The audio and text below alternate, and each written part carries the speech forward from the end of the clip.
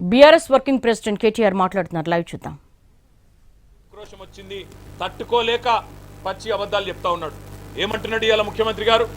కేసీఆర్ గారు 11 విడతలుగా ఆయన ప్రభుత్వంలో 72,000 కోట్ల రూపాయల రైతు బంధు ఏదైతే డబ్బులు నగదు బదిలీ పథకం భారతదేశంలోనే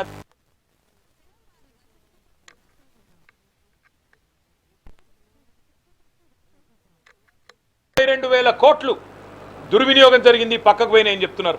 అలా ముఖ్యమంత్రి మాట్లాడిన మాటలు ఇవ్వాలి ఎవరని వింటే నేను మీడియా మిత్రులతో కోరుతా ఉన్నా. ముఖ్యంగా దయచేసి ఆయన ఏం దేవుడు కాదు, ఆయన చెప్పింది ఏం భగవద్గీత కాదు, బైబిల్ కాదు, ఖురాన్ కాదు, మన్ను కాదు, మశానం కాదు. పచ్చి దొంగ, ఓటుకు నోటు దొంగ. ఆయన చెప్పేయని పచ్చి అబద్ధాలు. ఎందుకు చెప్తున్నానో కూడా ఈ మాట చెప్తా. ఎందుకంటే ఇవాళ ముఖ్యమంత్రి మాట్లాడిన మాటలు ఎట్లా మాట్లాడిండు? 22,000 కోట్లు రియల్ ఎస్టేట్లకు పోయినాయి, క్రషర్లకు పోయినాయి, రోడ్లలో ఉన్న భూములకు పోయినాయి. ఎందుకంటే ఆయన మాట్లాడితే మైక్ కట్ కాదు. ఎన్ని అబద్ధాలైనా అలవోకగా చెప్పే అసమాన సామర్థ్యం ఉంది రేవంత్ రెడ్డికి. కానీ వాస్తవం ఏంది? నేను మంత్రి గారిని అడిగిన 22,000 కోట్లలో ఏమేమి ఉన్నాయని అడిగిన. మంత్రి గారు ఏం చెప్తున్నారు? ఆ 22,000 కోట్లలోనే సాగు చేయని వాటికి ఏవైతున్నాయో అవి కూడా ఉన్నాయని చెప్తున్నాడు. మీకు అర్థం కావాలా, రాష్ట్ర ప్రజలకు కూడా అర్థం కావాలా. ఇవాళ ఒక పత్తి చేను ఉంటే సంవత్సరంలో 12 నెలల్లో 8 నెలలు పత్తి చేను ఉంటుంది. మొత్తం కంది చేను ఉంటే 8 నెలలు ఉంటుంది పంట. 8 నెలల పంట అది.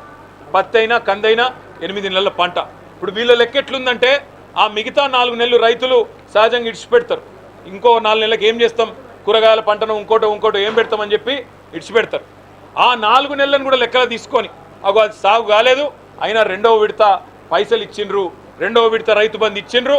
అవన్నీ దుర్వినియోగమైనని చెప్పి పచ్చి అబద్ధాలు. నేను ఒకటే మాట్లాడుతా ఉన్నా ఈ ప్రభుత్వాన్ని కంది చేన్లు, పత్తి చేన్లు పండించే రైతులు, ఈ పంటలు పండించే రైతులు, వీళ్ళకి రేపటి రోజున మీరు 2వ పంటకు రైతు బంధు ఇయ్యరా? స్పష్టంగా చెప్పండి. ఎందుకంటే పత్తి రైతులు 45 లక్షల ఎకరాల్లో ఇలా పత్తి సాగు చేస్తూ ఉన్నారు. మరి వారికి 2వ పంటకి మీకు రైతు బంధు ఇచ్చే ఉద్దేశం లేనట్టుంది. కాబట్టే ఆ 2వ పంటకు సంబంధించిన మొత్తాన్ని కూడా ఈ 22,000 కోట్లకు నూకి ఇవాళ ఇష్టం వచ్చినట్టు తప్పుడు ప్రచారం చేస్తూ ఉన్నారు. నేను అడిగిన ప్రభుత్వాన్ని, మంత్రి గారిని, మీరు ఆ లిస్ట్ ఇవ్వండి.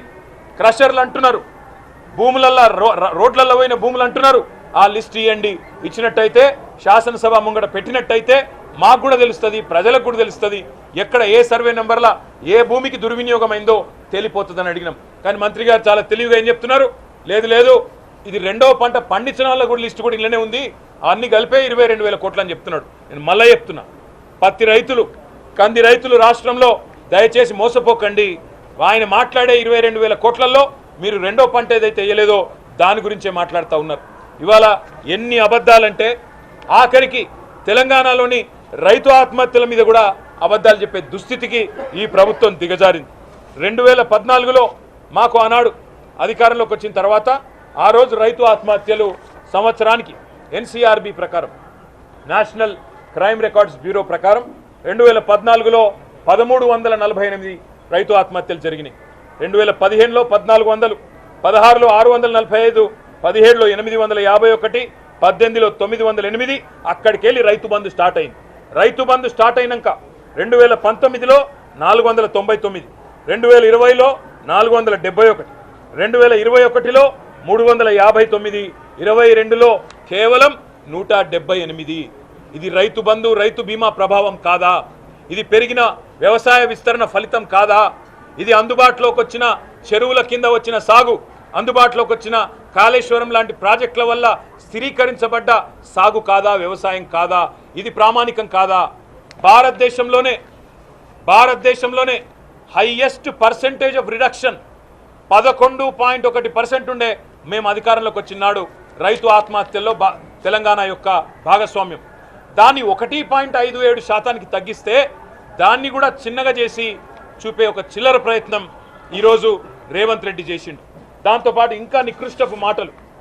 తెలంగాణ ఏదో వీళ్ళు మాకు అప్పచెప్పినాడే సర్ప్లస్గా ఇచ్చినామని చెప్తున్నాడు. రేవంత్ రెడ్డికి చరిత్ర తెలియదు, ఆయనకు వర్తమానము తెలియదు, లెక్కలు అంతకంటే తెలియదు. తెలంగాణ ఆంధ్రాతో కలిసినాడే 1956లోనే సర్ప్లస్ స్టేట్. తెలంగాణ 1968లో కూడా సర్ప్లస్ స్టేట్. తెలంగాణ ఉద్యమం మొదటిసారి ప్రారంభమైనప్పుడు 2001లో కూడా 2వ దశ ఉద్యమం ప్రారంభమైనప్పుడు అప్పుడు కూడా సర్ప్లస్ స్టేటే. 2014లో తెలంగాణ వచ్చినాడు కూడా సర్ప్లస్ స్టేటే.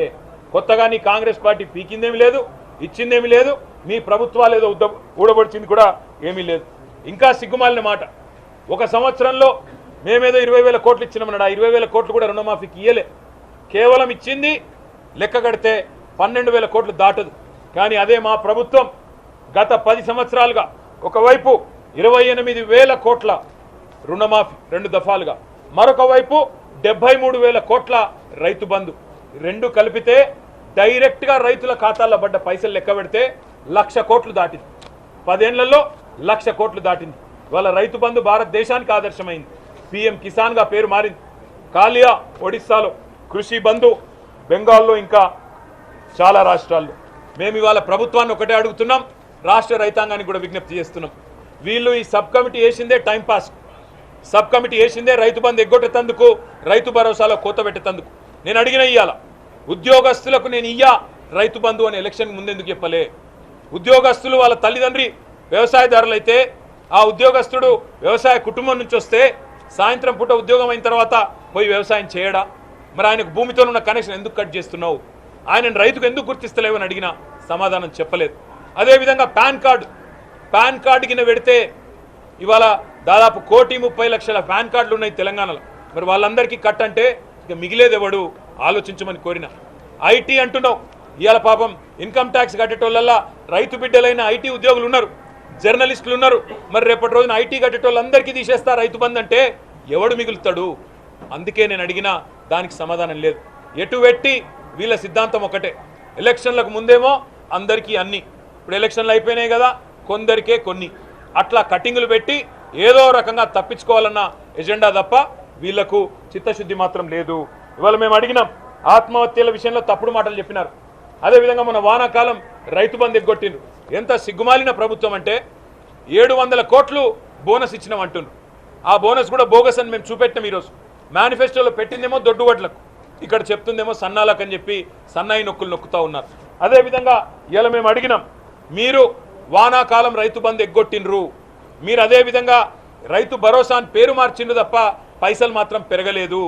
ఉన్నదే రైతు బంధును పేరు మార్చి కేవలం మార్పు అంటే ప్రజలు కోరుకున్నది, రైతులు కోరుకున్నది పేరు మార్పిడి కాదు. రైతులు కోరుకున్నది, ప్రజలు కోరుకున్నది గుణాత్మకమైన మార్పు. మాకు ఇంకిన్ని ఎక్కువ పైసలు రావాలి, ఎక్కువ పెట్టుబడి సాయం కావాలనే ఆలోచన చేసిండ్రు. అందుకే ప్రభుత్వాన్ని అడిగినాం, వానాకాలం ఎగ్గొట్టిండ్రు, మళ్ళొక్కసారి ఎగ్గొట్టే ప్రయత్నం చేయకండి, పెంచిన రైతు భరోసా ఇవ్వండి అని అడిగినాం. దాంతోపాటు మేము ఈరోజు వారికి ఇంకో 2-3 విషయాలు చెప్పాం. మేము ఈ ప్రభుత్వాన్ని నమ్మడం లేదు, వాళ్ళు చెప్పే కాకి లెక్కలు కూడా మేము నమ్మడం లేదు. 22,000 కోట్ల రూపాయలు దారి మళ్ళినాయి, దుర్వినియోగం జరిగిందని చెప్పి ఆయన చెప్తా ఉన్నాడు ఇవాళ రేవంత్ రెడ్డి. ఆయన మాటలు నేను కాదు కదా, రాష్ట్రంలో ఎవరు నమ్మతలేడు ఇవాళ. ఎందుకంటే పచ్చి అబద్ధాలకు ఆలంబనగా చేసుకుని బతికే వ్యక్తి. అందుకే చేసిన అరకొర రుణమాఫీని ఇవాళ ఏదో డబ్బా కొట్టుకుని నేను ఎవరు చేయని చేసినా అని చెప్పుకున్నాడు. కానీ ఇవాళ మొత్తానికి పూర్తి స్థాయిలో ఆనాడు కేసీఆర్ గారు చెప్పినట్టుగానే రైతు బంధుకు రామ్ అవుతుంది, నేను ముందే చెప్తున్నా కాంగ్రెస్ పార్టీ కోటేస్తా అని చెప్పి కేసీఆర్ గారు ఏదైతే చెప్పిండో ఇలా అది వాస్తవమైంది. 12 నెలలు రైతు బంధు ఎండబెట్టి 12 రోజుల్లో ఇచ్చినామని చెప్పి చెప్పుకునే ఒక సిగ్గుమాలిన ప్రయత్నం చేస్తున్నారు. సన్నాలకు 700 కోట్ల బోనస్ ఇచ్చినామని చెప్తున్నారు. కానీ 7,500 కోట్లు ఎగ్గొట్టిన రైతు బంధుకు అనే మాట మాత్రం వానాకాలం రైతు బంధు చెప్తలేరు. ఎగ్గొట్టింది కేవలం వానాకాలం మాత్రమే కాదు, ఇప్పుడే ప్రభుత్వానికి చెప్పినాం, రైతు భరోసా అని పేరు మార్చినావు కాబట్టి ఈ సంవత్సర కాలంలో 70 లక్షల రైతు కుటుంబాలకు నీ ప్రభుత్వం బాకీ ఉన్న మొత్తం 26,775 కోట్లు. ఎందుకంటే నువ్వే చెప్పినావు ఎకరానికి 5,000 కేసీఆర్ ఇస్తుండు, నేను 7,500 ఇస్తా అని చెప్పినావు. కేసీఆర్ ముష్టేస్తున్నాడు అని చెప్పి ఆనాడు ఎటకారపు మాటలు మాట్లాడినావు. అందుకే ఇవాళ అడుగుతా ఉన్నాం, నీ ప్రభుత్వం రాష్ట్రంలోని రైతులందరికీ కేవలం రైతు భరోసా విషయంలోనే 26,775 కోట్లు బాకీ ఉన్నారు. అదేవిధంగా మీరు ఈరోజు ఏదైతే అరకొర రుణమాఫీ చేసినా అని చెప్తున్నారో అందులో కూడా మరొక 20,000 కోట్లు రుణమాఫీ కూడా బాకీ ఉన్నది. దాంతోపాటు ఇంకొక మాట కూడా నేను మీకు చెప్పాలి. ఇవాళ ఎంత అన్యాయం అంటే ఈ ప్రభుత్వం మాటలు మేము నమ్మమనే మాట ఊరికే అనట్లేదు. నేను 22,000 కోట్లు ఏదో దారి మళ్ళినాయి, ఏదో తప్పు జరిగింది అని ఒక వాతావరణం కల్పించి రేపు పత్రికల్లో దాన్నే తాటికాయంత అక్షరాలతోని వచ్చేటట్టు మీడియా మేనేజ్మెంట్ చేసి, హెడ్లైన్ మేనేజ్మెంట్ చేసి, మరి రైతు బంధు డబ్బులన్నీ ఖరాబ్ అవుతున్నాయి కదా ఇన్ని రోజులు కేసీఆర్ ఖరాబ్ చేసిండు కదా అనే ఒక అభిప్రాయాన్ని కలిగే విధంగా చేసి కటింగు పెట్టే ఆలోచనలో భాగంగా ఈ కార్యక్రమం అంతా జరుగుతున్నది.